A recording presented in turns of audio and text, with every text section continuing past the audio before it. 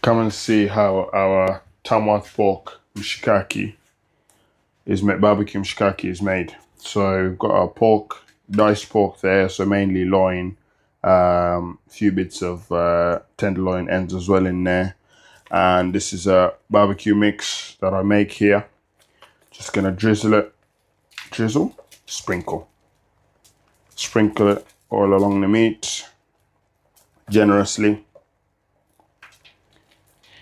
The lumps you can see are lumps of onion powder because I didn't have the container airtight enough. Air got in there. And then just get in there and mix it up. Mshikaki is something I grew up eating in Kenya. And it's usually made with beef. But obviously we've got pigs and it's essentially just meat on a skewer. So yeah, figured pork will work as well.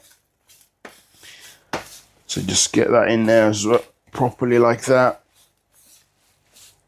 Making sure every bit of meat is coated, and the lumps of onion powder, because I'm gonna vacuum pack this, the lumps of onion powder will just break down in there nicely, because I leave this to marinate for 24 hours at least, overnight in a vacuum bag.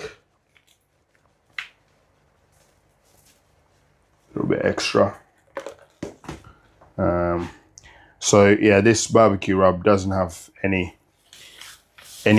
preservatives. It's just straight up spices, some of which have natural preserving qualities. Done. Get that in a vacuum bag, which I should have opened before doing this because I hate getting the rub all over the outside. So just get that in there.